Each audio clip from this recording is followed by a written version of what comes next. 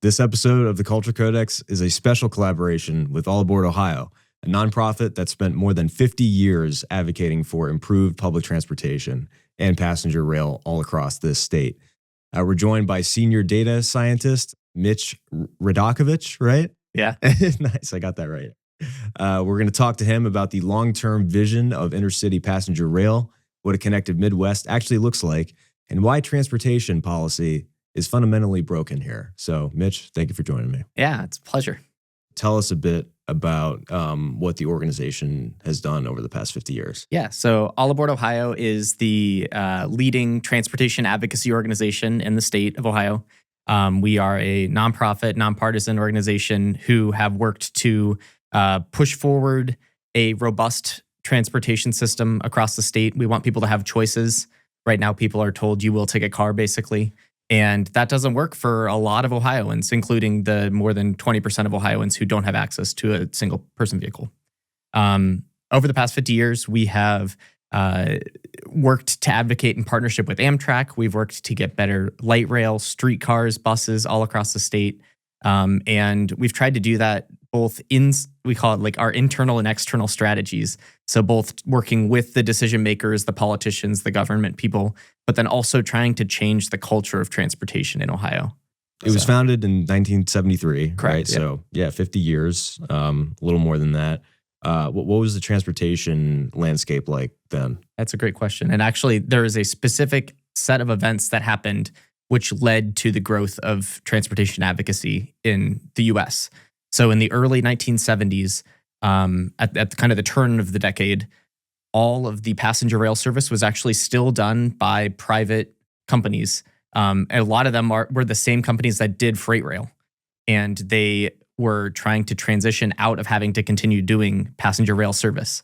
And to be able to do that, the federal government stepped in to help out the freight rail companies and said, we'll put together this new corporation called Amtrak, which technically all of the freight rail companies have agreed to be in partnership to make Amtrak happen.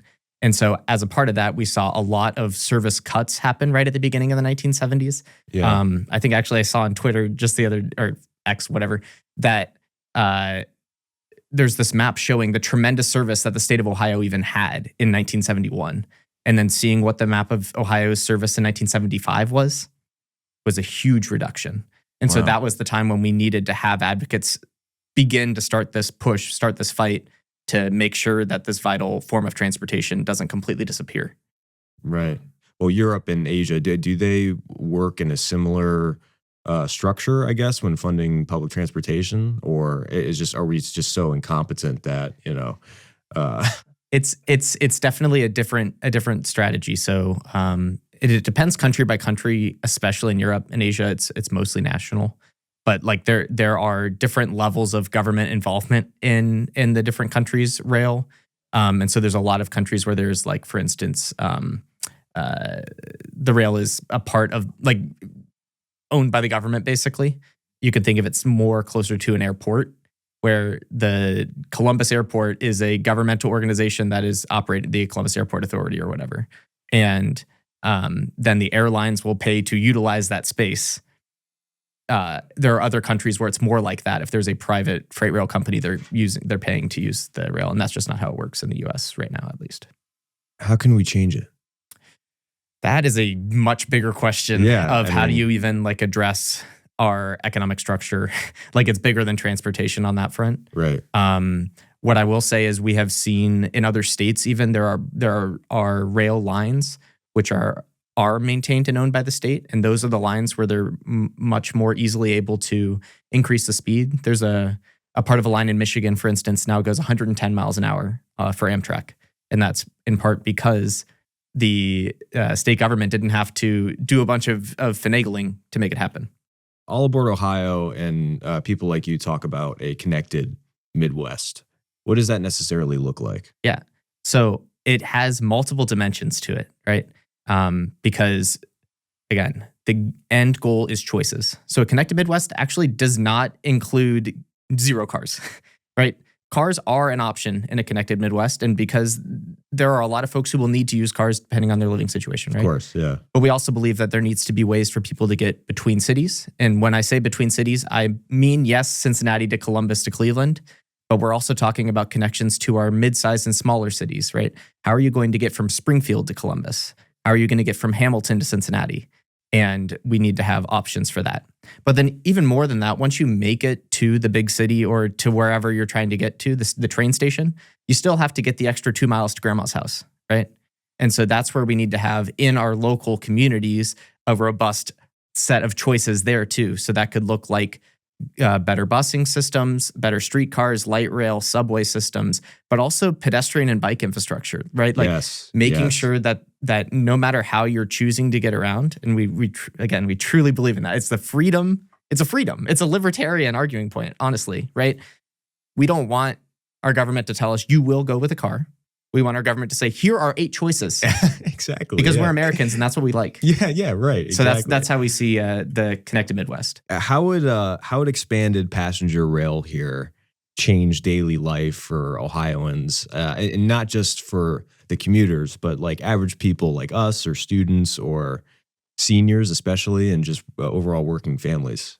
When people ask me why I do this, right? They're like, why are you obsessed with trains? I'm like, I'm not obsessed with trains, actually. People roll their eyes, right? Oh, you're a train nerd, of course. For me, I'm obsessed with the fact that this can change how society exists.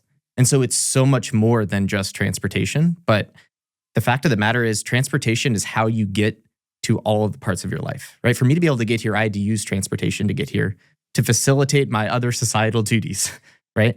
If I need to get to healthcare, I need transportation to get there. If I need to get to school, I need transportation to get there. I need to get to work. I need transportation to get there. I need to get to my house, right?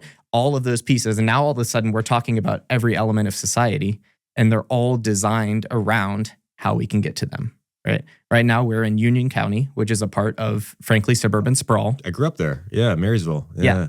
Wow. And to get here, the only way we could get here was by car.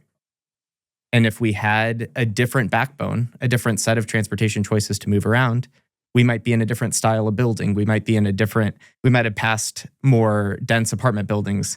We might see more people interacting with each other, right? Because when we don't live in a dense place, we're less likely to interact with our neighbors. And that makes us not trust each other. Like it all fits together. Yeah, it totally does. And what people don't realize is Columbus is so massive.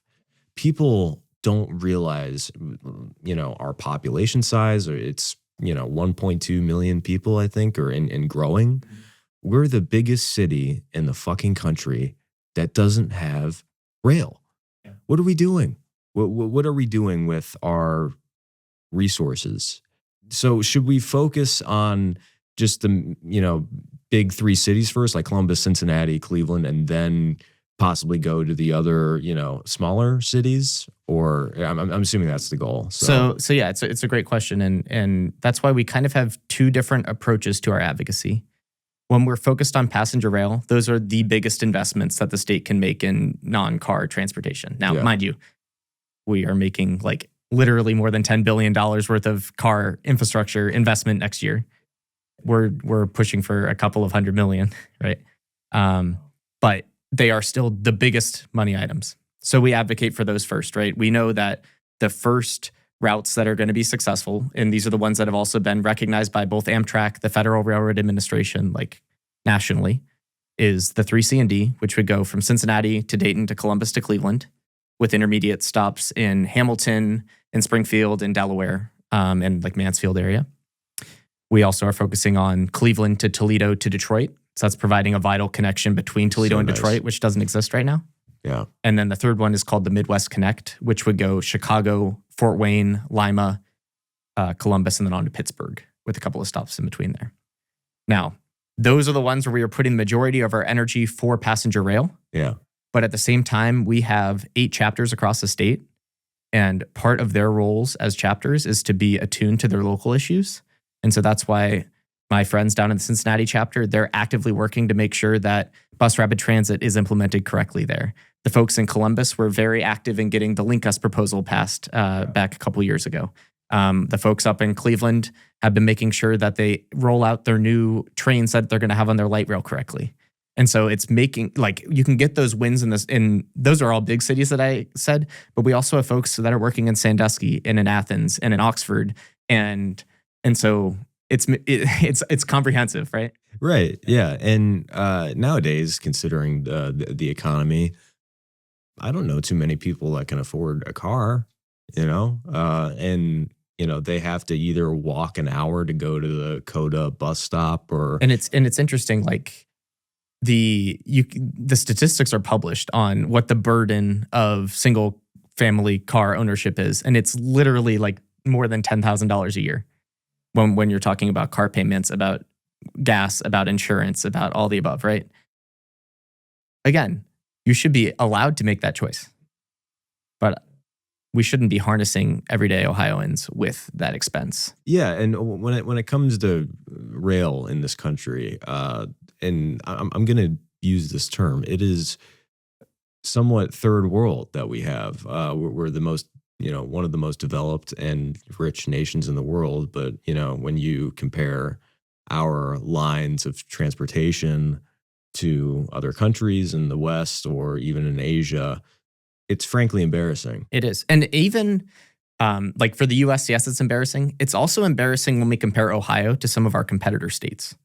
So when we look at places like North Carolina, like Virginia, like Michigan, like Illinois, all of those are, or even like Missouri, they have rail that is supported by their state and has been growing. Last year, we had the head of North Carolina's rail development organization within their Department of Transportation. He came and spoke at our annual meeting. And he shared that over the past couple of decades, they were kind of where we are in the 90s. And they were able bipartisanly to get it through their state house, which I believe had a Republican majority at the time. And they started with one line. And in the process where we are currently working through 3, they're working through 6. And every town in their state is saying, we want to be on the next line. We want to be in the next line. In Missouri, they are showing the economic impact of rail. And for, I believe, the past 3 or 4 budgets in a row, their Republican supermajority state house has increased funding for passenger rail. So it's truly embarrassing that Ohio, like, we're losing to Missouri. And I mean, my grandparents live in Missouri. I love Missouri, sort of, right? But like, that is embarrassing. Yeah, it is. It is. By the way, I'm a big St. Louis fan. St. Louis rocks. Yes, it's super and underrated. Kansas City. Yes, but the like it's why would a young person want to move to Ohio, right? Why would all of the we've got dozens of Fortune 500 companies in Ohio who are likely struggling, right? Because I've got friends who moved here from, schools in New York, right? And they're like, all of my friends were like, are you insane? Why would you move to Ohio? Now, for us, right, it's a bit of a good kept secret because Ohio does kind of rock a little bit. But like, I get it. And how does better passenger rail impact the economic opportunity and healthcare access, education? If you can go a little bit more in depth with that. Absolutely. So yeah, starting with the economics, it impacts it. This is what's crazy is depending on who I'm talking to, every single person has a reason. And one of those reasons for every single person is going to be economic because like it impacts the hospitality industry, right? It makes it easier for you to get to Columbus to attend their convention center for any of those conventions that happen. It's good for the university systems, which are some of our largest businesses in the state. Right? It's helping the students, the literal thousands of students who live in Chicago and have to get driven down to Oxford to attend Miami University. Why don't we have a train that does that? Right? And even more than that, right? There are hours of their parents' day which could be going to economic productivity, if we want to talk economics, which are being spent driving them along on I-70. Right? There is like you said, the healthcare impact. When there are folks who need to get to their local or their closest VA hospital, and even right now in many of our rural counties, there is there's a specific acronym I don't remember, but it's like it's rural transportation that's available to folks with disabilities, and that's the only way that they're able to get to their healthcare that they have earned by fighting for our country, right? Right. And even more so though, if they need to get to the cancer clinic in Cleveland, that's not possible right now. And so there's just, it's layer after layer after layer of economic impact like that. And then the last one, like I said, those big companies that are trying to attract talent to our state. Our state is shrinking. People are leaving the state. one of the reasons that they're leaving the state is because they don't feel good here. Right. Well, I mean, we're not connected, No. dude. I mean, and the thing is, it's common sense. Like it is. It should man. not Yes. be political. And frankly, the Ohio Department of Transportation last year released a study that they're very proud was statistically significant across our state. More than 80% of Ohioans support the improvement of passenger rail. Wow, 80%. No kidding. Sorry, nearly 80%. But yes. It's and so talk about bipartisan. What other issue? What other issue is 80% support? So any politician should want to support this. Right. When we look at the map of our supporters, so all of our members, we've got over 6,000 across the state now. And I can show it to you a little bit later if you want. Yeah, it's crazy seeing the spread of our zip codes. I believe we have 83 of the 88 counties now represented. What happens if Ohio doesn't act now? We miss out. Yeah. So let's put it in perspective, right? The number one thing I get reminded of when I talk to folks who aren't in nearly as deep as me is that we almost had this. We almost had the 3C&D at the beginning of the century. During the Obama administration, there were hundreds of millions of dollars which were set aside for high-speed rail connecting the 3Cs. No kidding. And that was turned away by then Governor John Kasich. And that money was then sent to Michigan. Wait. Okay, wait. You heard me. Process, reboot. Yeah. So, okay, why? For politics. I mean, that's why. Like, it was because that was something that at the time right? Like, at the time, we're fighting a countercultural movement, right? Because of how people have been, frankly, brainwashed a little bit. When they think of transportation, they think of car. When they think of anything except for car, they think of waste. Now, there's also, frankly, like classist and racist implications to that as well. Right? Yeah, of course. But even more, it's just that is what they think, right? And so then without any additional level of thinking, that is what the politically popular thing to do is. And I will say also lots has changed in the past 15 years. Like, for instance, on the economic argument, I testified at the House Transportation Committee, and one of the Republican representatives there said, back in 2010, I was actually against this. But I believe in it now because I know that people can work while they're on the train because they have access to Wi-Fi. They, can do all their stuff. And so actually it's a productivity benefit now instead of somebody taking longer to get between cities. It's interesting that we have to like flip the script because they I feel like a lot of and I know you guys are nonpartisan, but I'm just going to go on a rant here. But a lot of the Republicans in the state house and just their overall mindset and their way of thinking, it's all about the bottom line, money and productivity. It's all about, and now that they're seeing the data, it's the fact that that's what they're like, now they see the benefits of something like this. And I will defend on the front that we have limited money.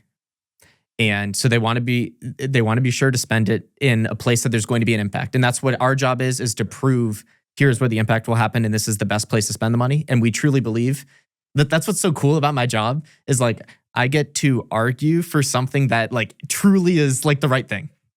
And people are catching on. So it's really exciting. Obviously, there's a big election year coming up with the midterms.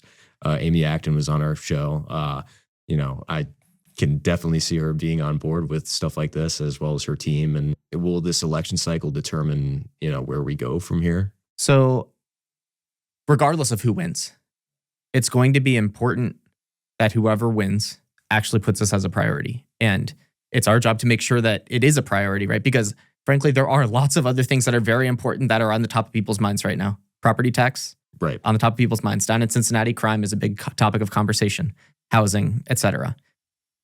It's my job, again, to point to the fact that all of those issues actually go back to the fact that we're driving around in little metal things and not interacting with our neighbors, right? It's the fact that we have these huge places and thus young people can't afford to buy their own houses. Like it all goes back to how we develop and how transportation looks. So the key is, even on the Democrat side, I've had Democrats also tell me transportation is not a priority. I've had Democrats you would recognize tell me that. That's pathetic. And it really can frustrate you, right? Because transportation absolutely should be a priority. Is it subway that you're advocating for, or is it like actual trains or rail cars, or a combination of both? Yeah, it's a combination of both. It's also buses, though. I think that's a big thing that the transportation advocacy movement needs to really hold on to, is that there are different solutions in different places, and there's also easier ways to get your foot in the door. So I'll give you 2 examples. One is in the conversation of intercity. So what would become Amtrak? Right now in Ohio, we have a system called GoBus, which is a partnership between the Metropolitan Planning Organization, which is kind of like a governmental organization, gets federal money. The organization down in Athens partners with our Department of Transportation, and we have kind of a competitor to Greyhound, which has provided in the past year more than 120,000 rides across our state, including significant amounts of rides to Appalachia and to Eastern Ohio. And this is one of our tools to be able to point to. People will use this, right? That's example 1. Example 2 is the work that's being done in Cincinnati and in Columbus. So in both of these cities now, we've had major, like game-changing transportation levies get passed in the past decade. And in Cincinnati, that happened back in 2019, 2020, right around COVID. And since then, Southwest Ohio Regional Transit Authority, or SORTA, has implemented their Reinventing Metro plan. And now we have 7 lines which run 24/7. The bus that stops at my apartment stops every 15 minutes. So it doesn't have to be a train. Last night I went to a comedy club that would have been a 20-minute drive. Instead, it was a 25-minute bus ride. And I could do that. I could have a couple drinks, and I could feel safe coming home. Exactly. Yes. And so even now we do have it in Ohio. There's more room to grow. And that's what's so beautiful about the fact that we could have choices to what's the easiest way to do it. And we believe that passenger rail is the easiest way to connect the seas. So, yeah. And the resistance you guys deal with, is it mostly ideological or financial / bureaucratic? Our top 3 resistances. The first one, like the biggest pushback I get, period, is going to surprise you. Well, maybe it won't. I don't know. It's not economic. It's not, this is a stupid idea. It's not, nobody's going to ride this. It's that this is not possible politically in Ohio, and so you shouldn't try. That's heartbreaking to me, because that means that any Ohioan that tells me that means they don't believe their government cares about what they want. Right. And my response to them is, okay, you can say that. When did you last call your representative? When did you last show up to the State House? I didn't see you there on Advocacy Day when we were there. We met with over 60 senators and representatives in a single day. And a lot of the folks there, regardless of what their title is or where you think they would be, a lot of them just have 1,000 different things going through their heads that are getting thrown at them. And transportation isn't a priority because nobody's been there shouting at them about it. And so we're pushing against that argument. Now, the 2 that are like actually against it are the folks who say that yes, it's too expensive, it's not worth the investment. It's going to be a money loser. Now, you know what else is a money loser? The interstate highway system. Yeah. We're about to spend more than $4 billion down in Cincinnati to build a new bridge, which I'm in favor of, because it's going to be an economic driver. It's going to connect 2 states. It's going to make sure that things are flowing. It's going to help me get to the airport on the bus. Yeah, right? Yeah, right. We aren't tolling that bridge, though. That is the government saying, this is worth it for the people who have provided the money to the government. This is a worthy investment for us to make to be able to do this. Now, the argument can also be made that the businesses who are benefiting from it should also be, but so if that is a worthy investment, how is it not also a worthy investment to make sure that Jimmy can get from the suburbs of Cincinnati to Ohio State to go to college? How is it's exactly the same. It's us putting the money into the priorities that the people of Ohio want. And as we have seen, thanks to our friends at the Ohio Department of Transportation, 80% of Ohioans want this. That's remarkable. Our argument to the State House is it is actually economically a good thing. Yeah. And we point to other... Get it done. Yeah. We point to other states. North Carolina, since that time, back in the 90s, they've had over $20 billion of economic impact. Wow. Jesus, man. And you should have seen the legislators who were in the audience at our annual meeting last year. Eyes went like that. Because that's a fantastic statistic. As a data scientist, how do you approach transportation advocacy differently than everybody else?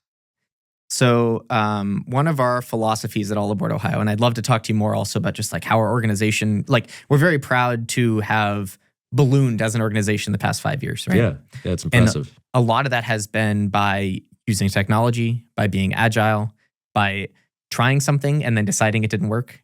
And a lot of those I do credit to my background in data science, and not just mine, but like also there are a lot of other technologists who are involved at All Aboard Ohio, right? Now, some examples of things that we would do, right, is when, first of all, just like keeping track of what we're doing, having kind of like a CRM, so to speak, like we're keeping track of all the meetings that we take. We're noting what is important to each of these folks. Who is the best person to be talking? How do we advocate to most resonate with them, right? How are we making sure that our movement is truly representative of the state of Ohio? Which communities are we missing right now? That's part of why we collect zip codes when people sign up to be members, is we can say, okay, which areas do we need to be putting more focus? Or where should we be starting a chapter? And all of those things are like database decisions that help us to, again, work smarter, not harder. So Cleveland, Columbus, Cincinnati, how much would that cost if we connected all those cities by rail? So we don't love to quote the exact number because that's going to come out of the current step that we're in what's called the Corridor ID program, which might be good to do a quick pause and to talk what that is real quick. Yeah, sure. So as a part of the bipartisan infrastructure law during the Biden administration, there is a program where $80 billion was set aside for passenger rail. That's a lot of money. It is. $80 billion. I'll take that coming to Ohio. Within that, there's a chunk of money that goes straight to the Northeast Corridor, as it does. Yeah. Now, there's work that's actually in progress because the reason that happens is because a group of federal legislators got together and said, we are going to put our votes together and make sure this happens. There's nothing holding back the legislators in New York and Pennsylvania and Ohio and Michigan to all work together and make that happen here. So think about that and ask your friends when you have other legislators on. Yeah. Okay, so yes, yeah. We're there. Okay, Northeast Corridor gets money. There's money set aside to study new long distance routes. And there's also a huge chunk of money for what's called the Corridor ID program. And this is to support routes that are going to be state sponsored. So within the Amtrak network, there are the long distance, more like interstate routes. Think about Chicago to Seattle, right? That's like a 3-day train. Like it's a long time. But then there's also state-supported routes from Detroit to Chicago, for instance, or from Chicago to St. Louis. Those are, less than 500 miles, and they are still operated by Amtrak, but a good chunk of the financial support comes from the state because it's mostly benefiting a single state. This Corridor ID program is billions of dollars to make new state routes. And as a part of the program, Ohio had to raise their hand, and we submitted multiple routes. And those 3 that I've already talked through are what got accepted. Okay? Yeah. Now, 2 of them, the 3C and D, the big one that we all talk about, and the Cleveland, Toledo, Detroit, are being facilitated by the Ohio Department of Transportation. Specifically, there's a group called the Ohio Rail Development Commission. Based out of Columbus. We are at all their meetings. yeah, I can imagine. And then MORPC, which is the Metropolitan Planning Organization for Columbus, has Midwest Connect. There are 3 steps in this program. The first step we have completed for all 3 of the lines, which is awesome, right? That's the first big hurdle, right? That's us showing we actually are into this. Like we care about this. That's preparing for what I would say is the biggest step. This is where we decide exactly where the station's going to be. What's the service plan going to look like? Where are we going to need to do engineering changes? Like, how much is it going to cost? Right? So we should see those here in the next probably year or 2, where we have more concrete estimates, because that's where it's going to go into then our final construction engineering and then all of the EPA stuff.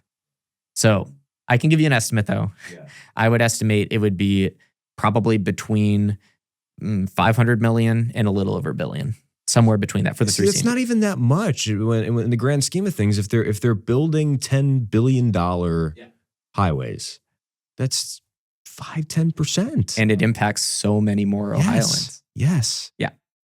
If everything goes well over the next six months to a year, we actually start to get things moving, right?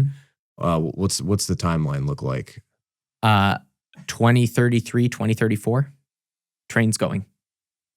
And 10 years? Shit. Or 8 or 7 or 8 see, years? that's the thing. Like, we're almost we're a quarter of the way through 2026 already. Like, it's, and the reason for that, right? There is time to do this full scale.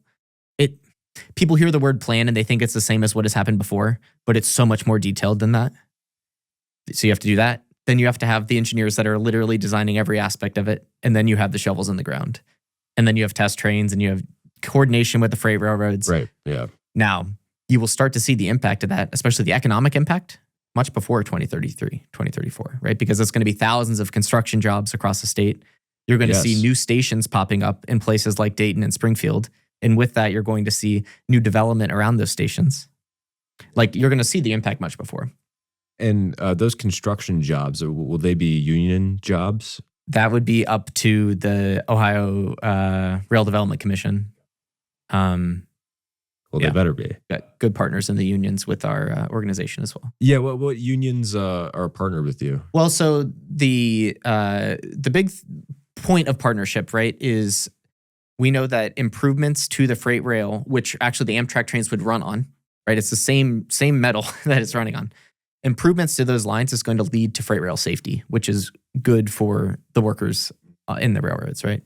So we've got good partners in SMART and in BLET, both working with us. So, do you expect some pushback with the car companies and the lobbyists, and I'm sure you maybe already have experienced it a little bit? So I think that there are lots of different organizations that have lots of different interests, right?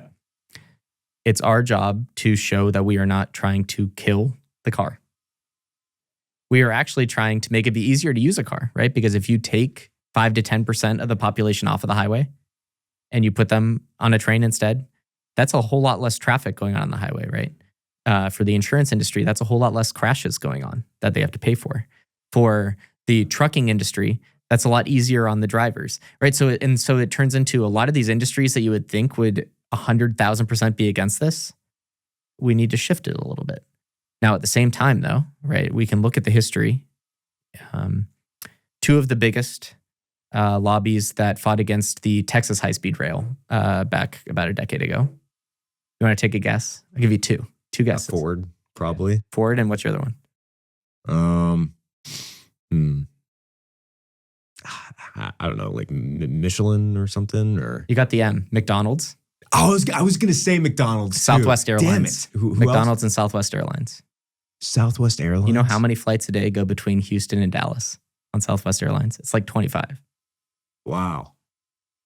Talk about demand that is there, first of all, right? And that's like, in the same way, look at the number of cars that are going between Cleveland and Cincinnati. There's no induction of demand that's required. Like, it's already there.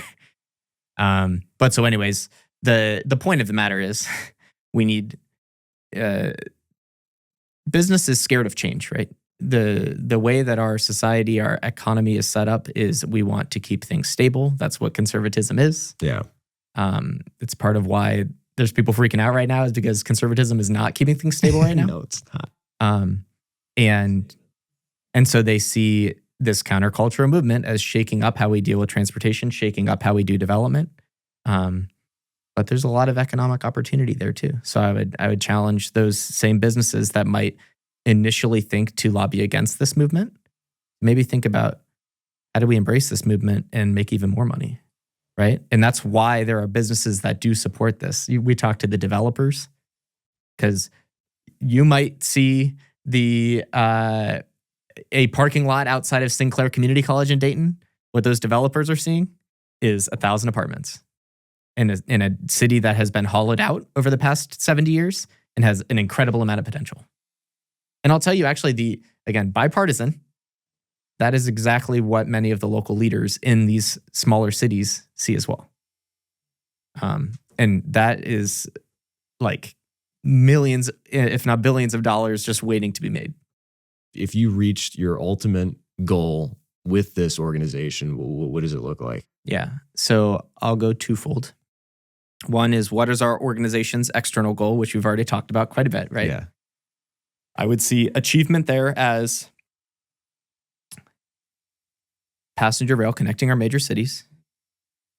I would see achievement there as public transportation picking people up where the trains are dropping them off and taking them to the vast majority of places that they want to live.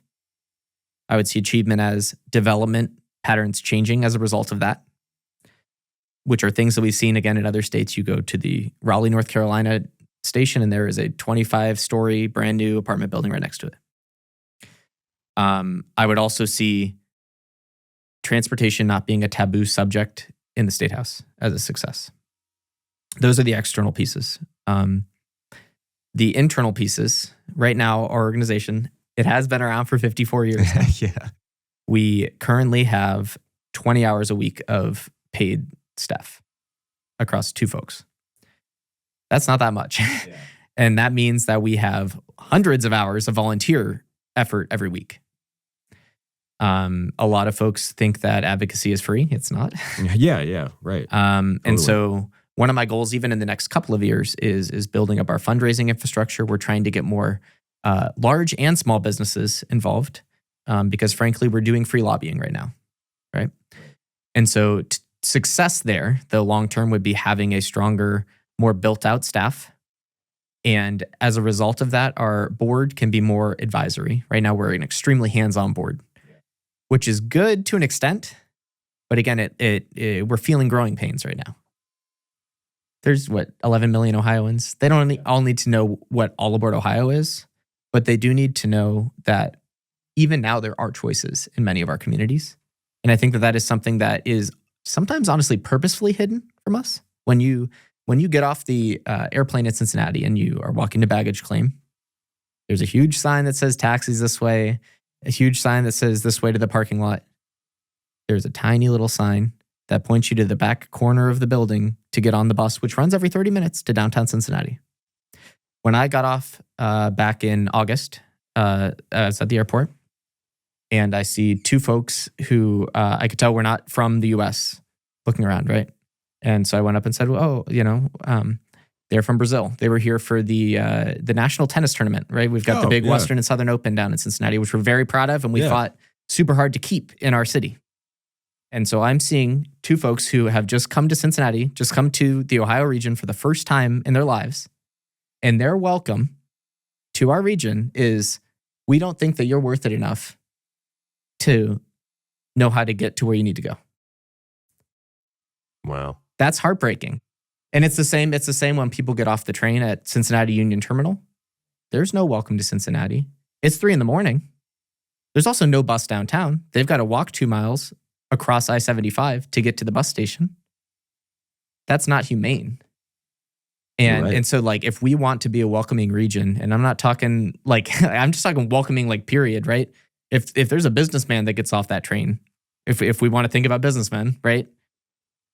That's pathetic. And so I want to see that to change. How can everyday Ohioans help push this vision forward over the next 10 years?